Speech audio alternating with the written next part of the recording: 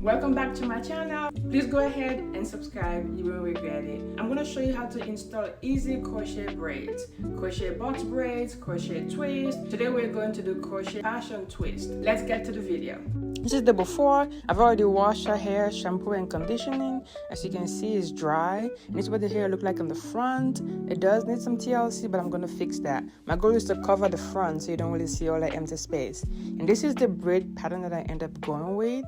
I braid the back, as you can see, and the front going back. She doesn't need that much hair in her hair, just something light. And I'm also going to oil her hair with my hair growth oil, and trust me, your hair will grow fast with this hair growth oil. Let me know if you want to purchase. And I'll be using this crochet hair from Amazon. The end does have that curly piece, but I went ahead and cut this curly piece for the bottom, for the back of the install, because sometimes it can get tangled. So that's why I cut it just for the back, as you can see here. Let's get to the install. This is how you do your crochet install.